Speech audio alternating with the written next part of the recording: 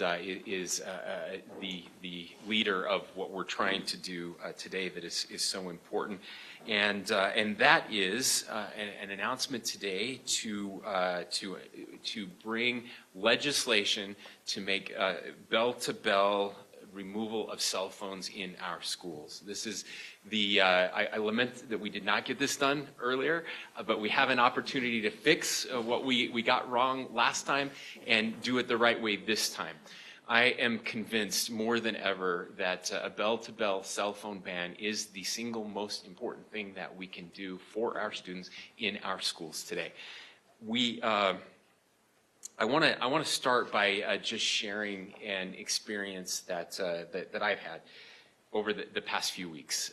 I've talked a little bit. Some of you heard yesterday me talk about my Twitter addiction, and it's something that I've had for a while. I've gotten better at it over time, but it was still something that was taking away from my focus. 3 weeks ago, I decided to take social media off of my cell phone and to put my cell phone away more. I'm starting to write more, trying to read more, and it's been a very important 3 weeks for me. It's been incredible just to feel my own brain starting to rewire itself back to the way it used to be.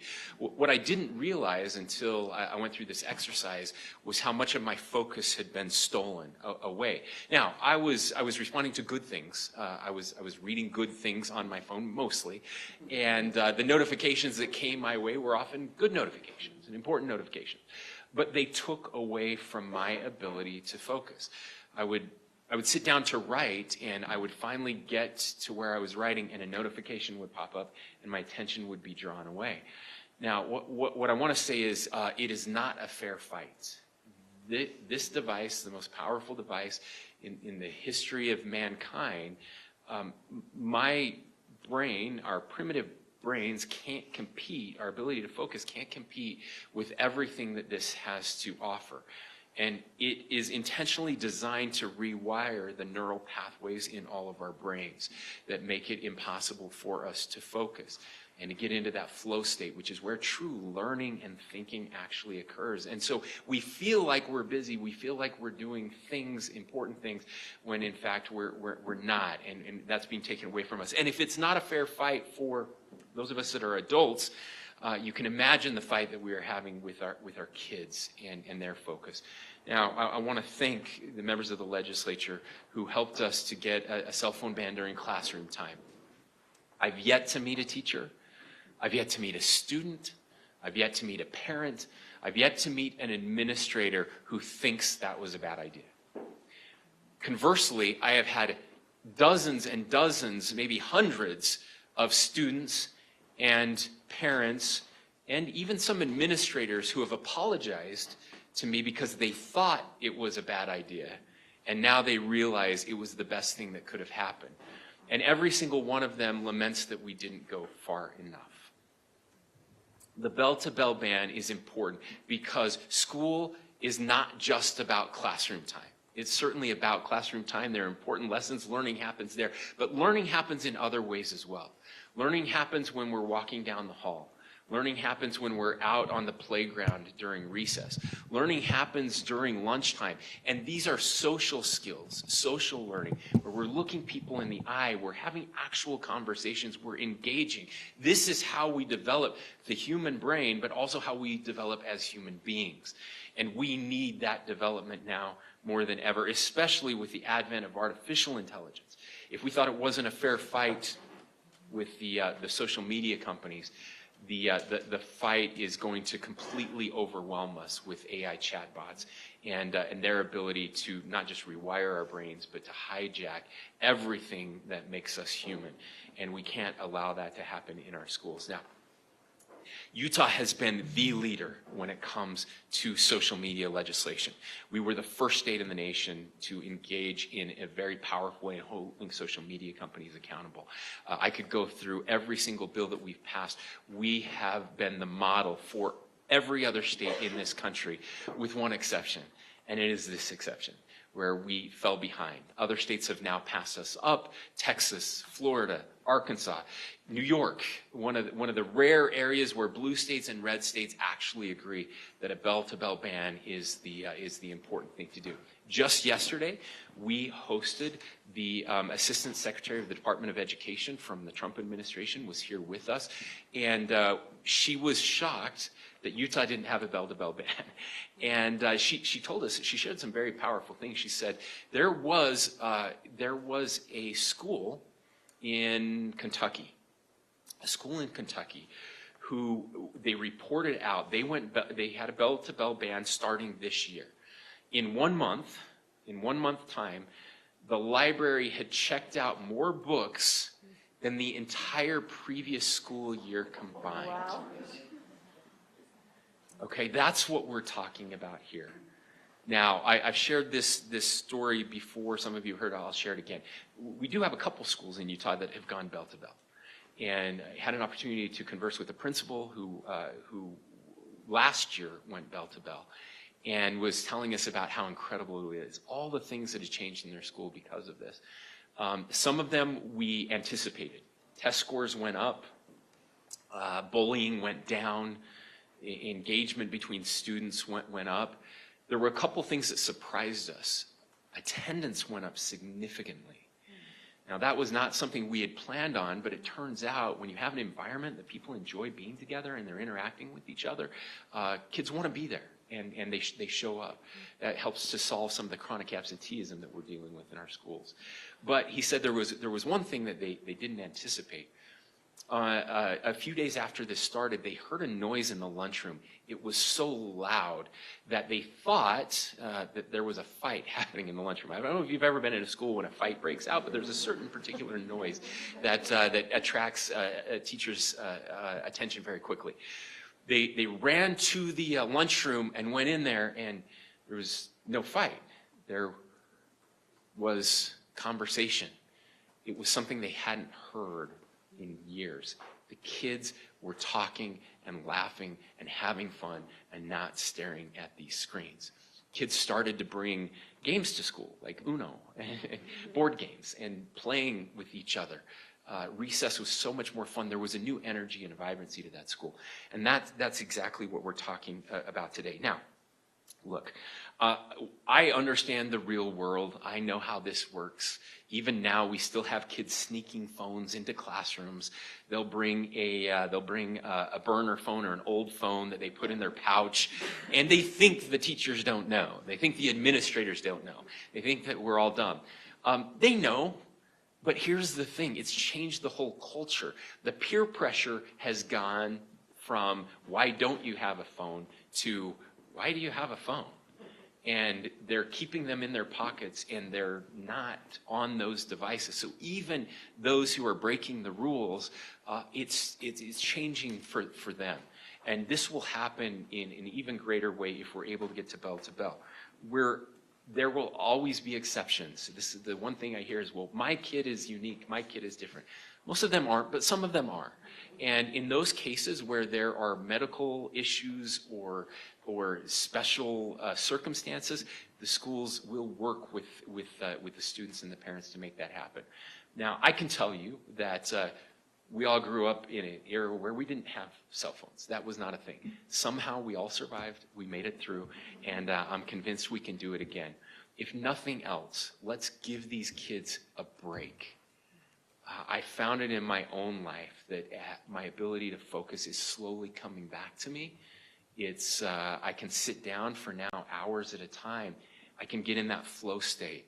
I can actually write again, not just in short bursts, but in long, prolonged periods.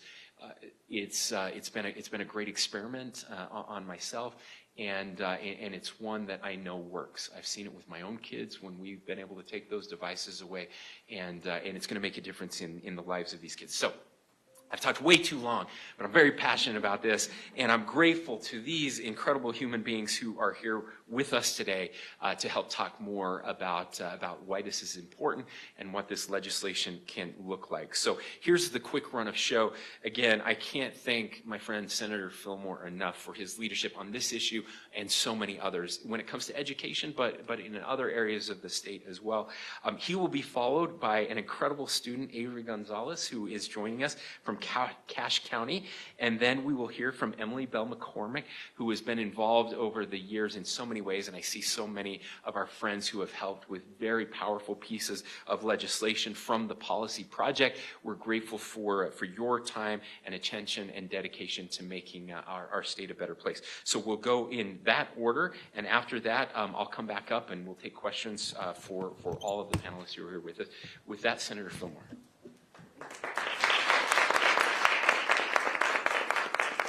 Yeah, thank you, Governor. I really appreciate your remarks. I want to start by just issuing a challenge to the media people that are here. You take a moment, and I'll stop talking for a minute. Take out your phones and clear your notifications. If you dare, you know, I imagine you probably haven't looked at your phone for 10 or 15 minutes, so you probably have several, but clear them off. And then don't look at your phone again for 2 hours. Which is about the length of a high school period on an AB schedule, right? Maybe an hour, 50 minutes. And then pull it out and see how many notifications you got on your phone. And then think, if you're a student in a mathematics class, how many notifications are you getting on your phone in that 2-hour period that are constantly tapping you on the shoulder and saying, stop paying attention to the Pythagorean theorem. Taylor Swift has posted something online. The response, and include that in your reports, whatever you write up or the package that you put on television or the radio today. Talk about how this worked out for you and how many notifications you got. I think that would be very interesting and give the people who are listening and watching your broadcasts some real perspective. What we did last year has been game-changing in schools, and the response, as the governor said, has been overwhelmingly positive. I want to read, it's an email that I got from a student in Lehigh, and I got a lot of these because lots of times, you know, teachers will say, hey, research some bill, and students are very interested in this bill. So I have gotten more of these than usual. But I won't say his name, but he's a student at Skyridge High School in Lehigh, looking through some bills for my government class, and I just wanted to thank you for your work on the Devices in Public Schools bill. I've actually seen a huge impact in my classes when it comes to focus and also social engagement, because people will just interact with other people when they're bored. Although it can be annoying at times, I really appreciate what it has done to help my focus. That is the point of our bill, right? That's exactly what we're trying to do. So, as a reminder, like our current policy that we put in place last year addressed a real shortcoming, which was the state was silent on the issue, and we put schools in just a horrible position of saying, everybody in the world has these devices. They're going to bring them to school. You guys figure out how to limit the damage. We changed the paradigm by simply resetting the default. And now schools are in a position where if they want to allow these for certain academic purposes, they can. They have full freedom to allow cell phones the way they want to in schools, but they have to do it in conjunction with students and parents. And we know that schools are going to be making these decisions so that students and teachers and families can thrive when they're in schools.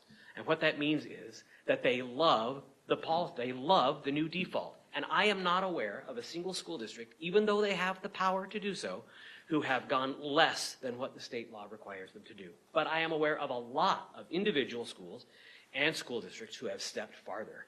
And in 2026, we will take that next step by changing the state default yet again to say, instead of saying no cell phones when students are in class, the default will be cell phones will not be in schools from the time the bell rings in the morning until the time the bell rings in the afternoon. And while the response has been overwhelmingly positive for what's happened in Utah so far this school year, you can just see, and the governor touched on this, that as you read media reports for how these new cell phone policies are in place throughout the country, that the response is even more positive. You can go, and again, those of you in the media, I encourage you to look at what your compatriots in New York and Florida and Texas have written about and what the impact has been on the teachers and the students inside schools in those states. It is overwhelmingly positive. And it's high time that we take the step. I, too, regret that we didn't do this last year, but incrementalism is a great way to get things done in politics, and we are very happy to be here and announcing that we're going to take this next and ultimate step to remove cell phones from schools in a way that will help students and teachers and families thrive in Utah.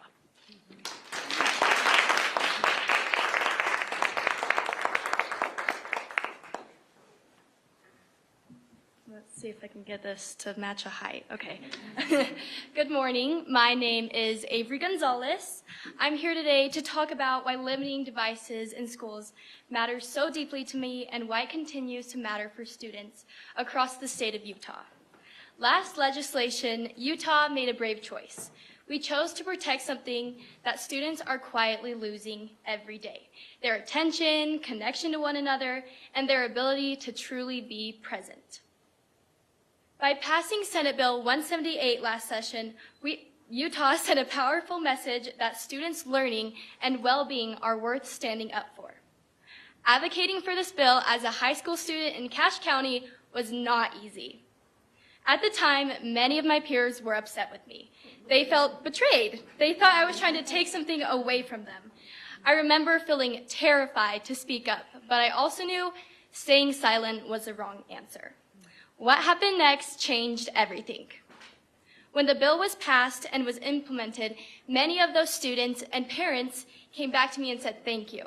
They didn't realize how much their phones were pulling them away from their classmates, teachers, and even from themselves, until they experienced school without the constant distraction. Teachers have shared how meaningful it has been to finally see their students fully engage again, to teach without competing with the screen. And students have told me they feel less lonely, more connected, and more like themselves. Instead of scrolling alone, they're talking, laughing, and finally building real friendships. A bell-to-bell approach would strengthen the positive results we are already seeing today. This approach creates consistency and clarity. It allows students to fully disconnect from their screens and fully reconnect with learning and with each other. This won't just change schools, it will change lives. And personally, I've seen this happen firsthand. This legislation isn't about punishment, it's about protection. It's about giving students the space to focus, belong, and most importantly, to grow. Advocating to limit phones in schools has shown me that real progress requires courage. It requires listening even when it's uncomfortable. And it requires choosing what's best, not just today, but for our future. I urge Utah to continue to support this legislation and to keep it moving forward. Continued progress matters. Our students deserve learning environments that help them grow academically, socially, and emotionally. Utah knows what's best for students, and I'm confident that this year we will make an even bigger impact. Thank you for listening.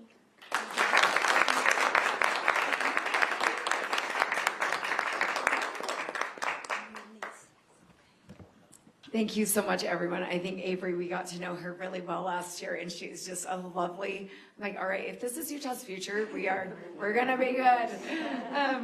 Also so grateful to have a governor who is so invested in this particular issue. I think it is a weird moment in time where everything is kind of coming to a climax, and Utah has great leadership on this. So grateful for Governor Cox and thankful for Senator Fillmore and the incredible work he's done on this bill. It was a joy working with him last year. He's incredibly capable and very, very smart. 1 year ago, I stood in front of a classroom of 50 teens at Dixie High School. A teacher had asked that we speak to her students about the harms of using phones in school. We, the Policy Project, is a nonprofit committed to ensuring classrooms are a place that kids can actually learn. We're thrilled. Couldn't wait to get into that room and woo those kids, bring all the energy and the enthusiasm. And my lesson was fire, as my teens would say. A few jokes off the top, a little explanation of how big the world is within the walls of a classroom when we're actually paying attention. And finally, a little kumbaya moment where we all would collectively commit to not using phones in class. It was going to be perfect. The reality, as you're guessing, was different. From the start, about half of the students sat down immediately and grabbed their phones. Confused, I clarified, I see some of you missed that we're actually talking about the benefits of phone-free classrooms today. No one laughed, no one looked up. I was shocked. Undeterred, I launched into the joke portion of my program. They didn't land, still I persisted, but 20 minutes in, with small groups of students watching videos on their phones and laughing and joking with each other as I spoke, I decided these squirts didn't deserve to hear from me. I was walking out. I was livid. Just as I determined to leave, I looked around. Half of the students in that classroom were looking at me. They were interested. They wanted to learn, and they deserved to learn. And the kids that wanted to learn almost couldn't because the phone use of others was so overwhelming and pervasive. I took a deep breath, ceased my tantrum, and said, I see so many of you here who want to learn. I am so thankful for you, and I'm here for you. We're gonna solve this together because you deserve better. Last session with a passage of one bill, a bill that had no cost, no fiscal note, but that disallowed devices in classrooms, the world shifted for our students. The 237 notifications our students receive every single day were more momentarily set aside. Our teachers had, for the first time in many years, a chance to teach without the competition of memes, posts, stories, texts, and scrolls. The classroom was quiet. It was a critical first step, but it wasn't enough. This year, we are advancing toward the gold standard, limiting devices in schools from the first bell in the morning to the last bell in the afternoon. Why now? Because teachers and administrators got a taste of phone-free classrooms, and students gained confidence that there really is life on the other side of a screen, and it's good. We are too used to the constant nag of our electronics, and it is a real burden. One thing that I wanted to point out that I found very interesting was Granger High School, just in the west side of Salt Lake, started a bell-to-bell policy a couple years ago, and they've seen immediate results. The physical altercations were cut nearly in half in 1 year, dropping from about 79 to 39. Failure rates decreased in a single quarter. Principal Howe, the principal there, said, we saw a significant bump in socialization during lunchtime. We saw kids reading books.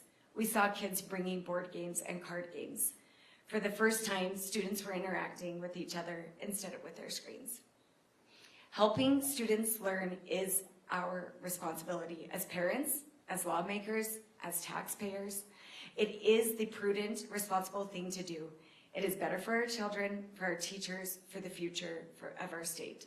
Let's do this. Thank you.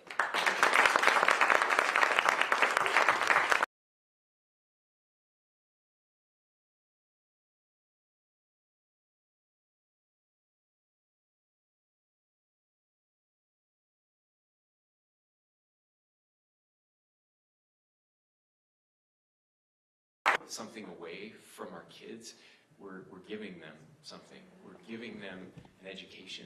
We're giving them their focus, and we're giving them their childhood back.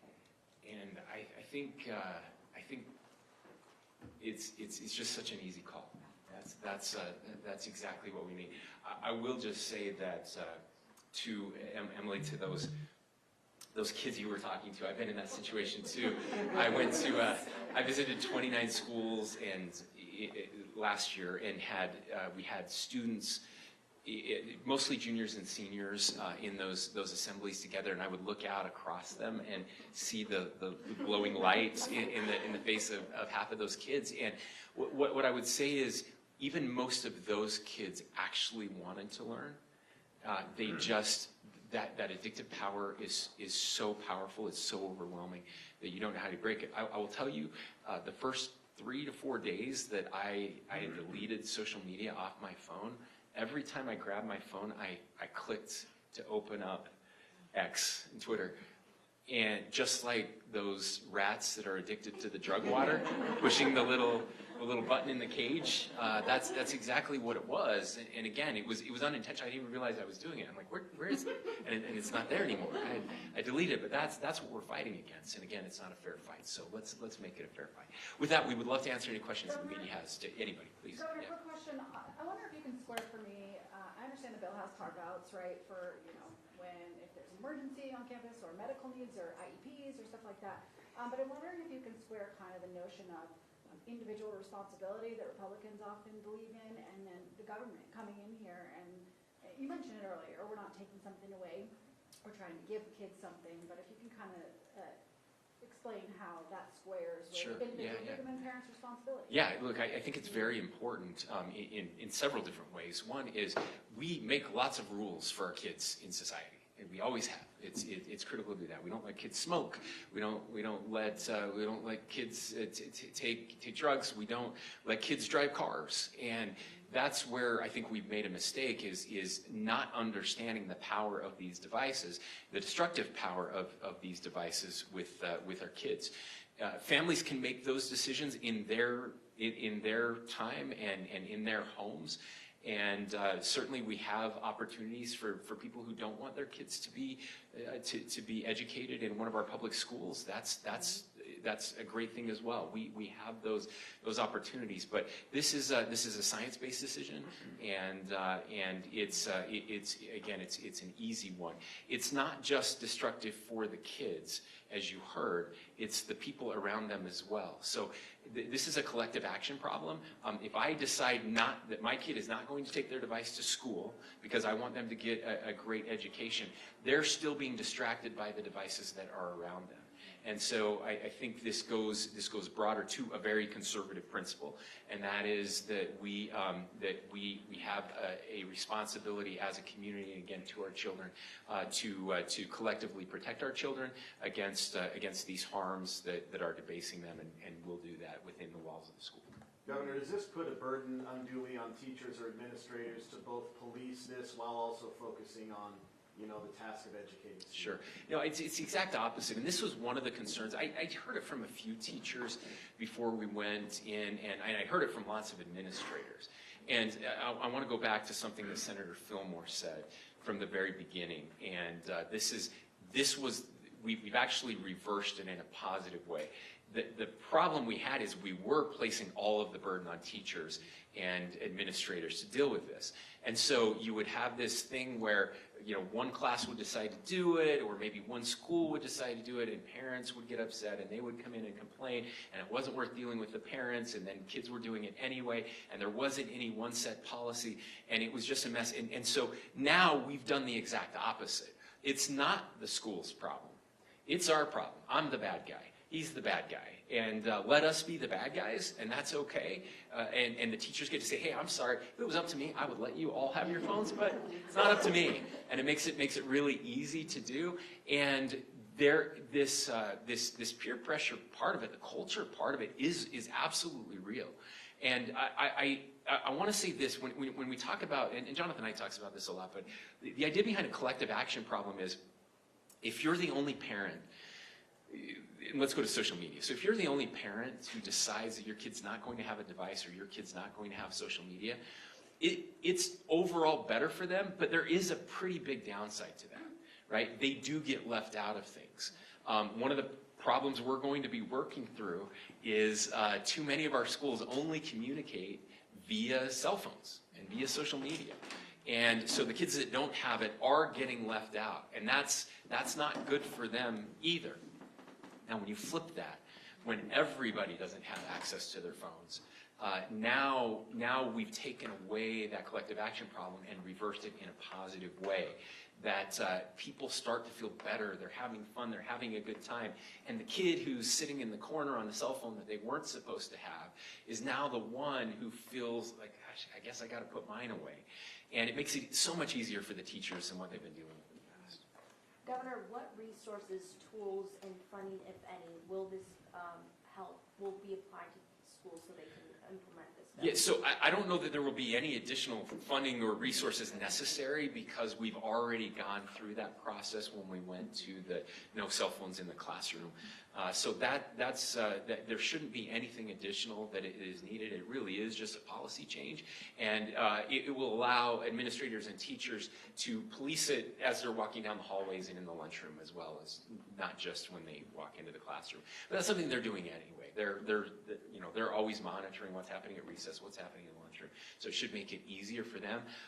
And the truth is that it will probably be a little less resource intensive, since a lot of parents will just say, hey, I'm not going to take the device.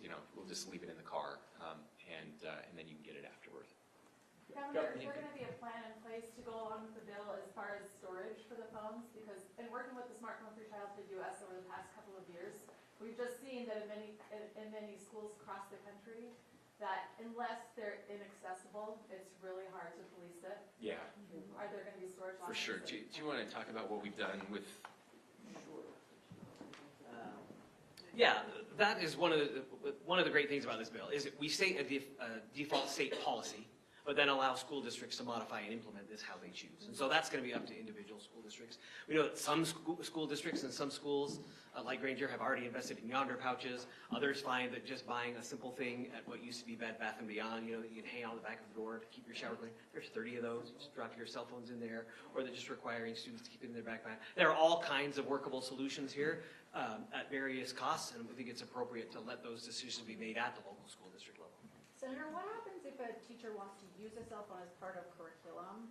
I know you're saying the schools can implement that, Yep. but they're not allowed to have their... I have no problem with that, and nor does the law prohibit it. Governor or Senator, I know there will be some parents where anytime you talk about a prohibition of cell phones, they worry about the safety of their child. Perhaps, because they won't be able to make a direct phone call out, and I won't be able to contact my child directly during school, as maybe I have in the past. Can you address those fears? Sure. Yeah, it's, when I was in school, you would get a note at the beginning, if you need to make a phone call, bring a quarter. Because that was just when they had gone up from a dime. There are plenty of ways to get in touch with kids, and you might actually have to use something that, maybe a lot of parents and kids aren't familiar with, but that schools all have, called a landline, that every school actually has a phone. And so if there really is an emergency, those kinds of things can be handled. I understand, and we get emails sometimes, for parents like, what if there actually is? I mean, what if a shooter comes in my building and I can't get a hold of my student? But the truth is, having no cell phones is a much safer position to be in, right? Exactly. What are cell phones above anything else? A distraction.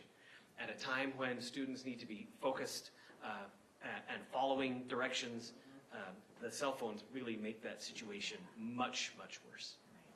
Yeah, I would just add that every law enforcement expert that we've talked to on that issue says that this is a net positive for student safety in the case of a true emergency. Governor, I know 2023, 3 years ago, a similar bill from Trevor Lee that prohibited possession of cell phones during bill-to-bill failed to advance out of the House committee. Has the political climate here changed in your view? 100%. Not only has it changed here, it's changed everywhere. We would have been the first in the country to do something like that. And again, in retrospect, I certainly wish we would have. We understood that there would be some pushback from families. Again, I think we're starting to understand as a society just how damaging these things have been. Of course, we've seen it in other states. There was pushback, by the way. I would say that there was pushback on both the right and the left, conservatives and liberals, for different reasons. The pushback came, and now there is just a growing consensus amongst teachers, educators, a growing consensus among students. I would also like to point out that they're seeing the benefit of this. Kids knew. I would ask this question everywhere I went. How many of you, I would ask, how many of you want to see a cell phone ban? And, maybe a quarter of the hands would go up. And then I would say, how many of you think that this device is bad for you and your friends? And every hand in the school would go up. They all knew. It doesn't mean, again, when you're an addict, you don't want people to take your drugs away from you, right? But you know it's not good for you. And so that, I think as a country, we now know, and more parents know, and this experience this year, the incrementalism piece of this, will make this so much easier, because the parents who were opposed to it got their kids back, and they like that. That's all. Okay, thanks everybody.